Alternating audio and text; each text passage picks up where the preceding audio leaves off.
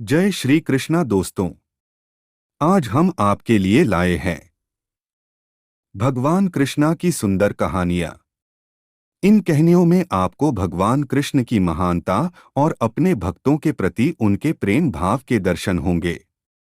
इन कृष्ण कहानियों में कुछ कहानियां काफी रोचक है, जैसे कि कृष्ण भगवान के पास हमेशा रहने वाली बांसुरी की अनोखी कहानी, भगवान कृष्ण और कर्मा बाई की खिचड़ी द्वापर युग का समय। जय श्री कृष्णा चल रहा था। भगवान श्री कृष्ण के रूप में महाविष्णु अपने 8वां अवतार में जन्म ले चुके थे। सभी देवता, भगवान, सुर, ऋषिमुनि भेष बदलकर एक एक करके बाल कृष्ण से मिलने आ रहे थे। वह देख भगवान शिव के मन में भी अपने प्रिय प्रभु से मिलने की इच्छा उत्पन्न हुई, पर वह यह सोच कर रुके हुए थे कि बाल कृष्ण के लिए उपहार के रूप में क्या दिया जाए जिसे वह हमेशा अपने पास रख सके। तब शिवजी को याद आया कि उनके पास महान ऋषि दधीची की वज्र की अस्थि हड्डी रखी हुई है।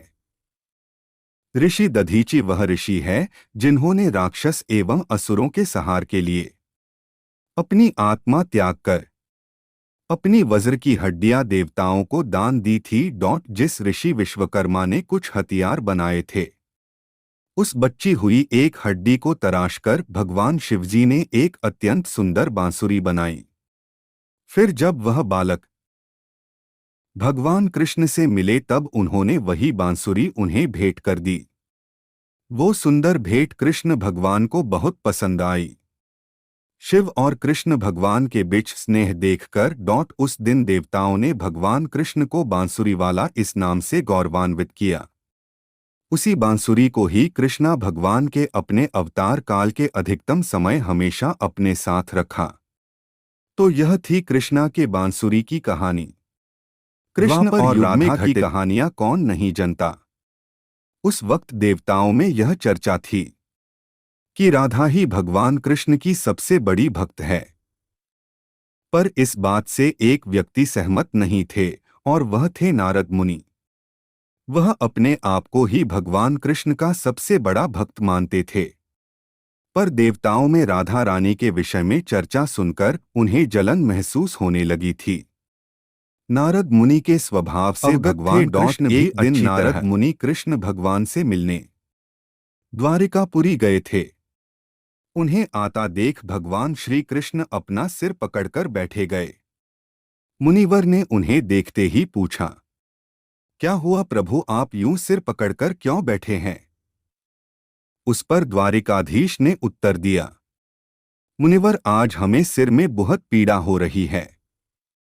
नारद बोले, तो प्रभु इस पीड़ा को तो है, अगर मेरा सबसे बड़ा भक्त अपने चरण धोकर उसका चरण अमृत मुझे पिलाएगा तो मेरा सिरदर्द पल भर में ठीक हो जाएगा।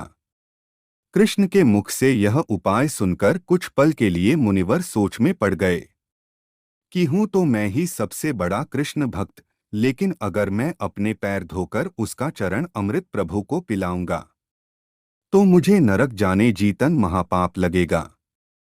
परंतु राधा को भी तो सब कृष्ण का बड़ा भक्त मानते हैं। इतना सोचने के बाद भगवान कृष्ण से आज्ञा लेकर नारद तुरंत राधा रानी के महल में जा पहुंचे और उन्हें प्रभु के सिर में हो रही पीड़ा एवं उसके उपाय के बारे में वृतांत सुनाया। वह सुनकर राधा रानी ने एक क्षण का भी विलंब न करते हुए अपने चरण धोकर उसका अमृत एक कटोरी में नारद मुनि के हाथ में लाकर दिया और कहा, मुनिवर, मैं नहीं जानती कि मैं भगवान कृष्ण बड़ी भक्त हूँ, पर मैं अपने ईश्वर आराध्य को पीड़ा में नहीं देख सकती।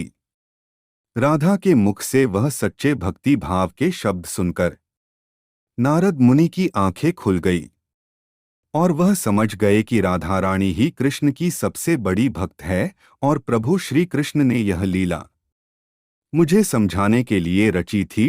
यह कहानी है भगवान कृष्ण की प्रिय भक्त कर्माबाई की। कर्माबाई बचपन से ही अपने पिता जीवनराम को कृष्ण भगवान की पूजा करते हुए देखती थी। वह कभी भी कृष्ण भगवान भोग लगाए बिना भोजन ग्रहण नहीं करते थे। जब कर्माबाई 13 साल की थी तब एक दिन जीवन राम को तीर्थ पुष्कर स्नान के लिए जाने की इच्छा हुई। साथ में उनकी पत्नी ने भी पुष्कर स्नान की इच्छा प्रकट की। जीवनराम अपनी बेटी को भी ले जाना चाहते थे। लेकिन दुविधा यह थी कि भोग लगाएगा कौन। तब जीवनराम ने इस नित्य कर्म की जिम्मेदारी कर्माबाई को सौंपी और कहा कि देखो बेटी कर्मा, सुबह भगवान कृष्ण को भोग लगाने के पश्चात ही तुम भोजन ग्रहण करना। कर्मा ने भी अपने पिता की हाँ में हामी भर दी। अगले दिन सुबह कर्माबाई ने उठकर सबसे पहले गुड़ और घी डाल के बाजरे का खींचड़ा बनाया और भगवान कृष्ण की मूर्ति के सामने रख दिया और बोली, भगवान मैंने आपका भोग रख दिया है, आपको जब भूख लगे तब खा लेना, तब तक मैं घर के काम पूरे कर लेती हूँ। इतना कहकर कर्मा अपने घर कामों में जुट गई। काम करते करते बिच बिच में आकार देखने पर जब कर्मा को ज्ञात हुआ कि भगवान ने अभी तक खिचड़ा नहीं खाया है, तब उसे संदेह हुआ कि शायद खिचड़ी में घी और गुड़ कम है, ग्रहण नहीं कर रहे हैं। तभी कर्माबाई ने खिचड़ा में थोड़ा गुड़ और घी मिलाया और मूर्ति के सामने बैठ गई। वह बोली, भगवान मेरे पिताजी जब खिलाते हैं तब तो आप खा लेते हो, तो अब क्यों नहीं खा रहे?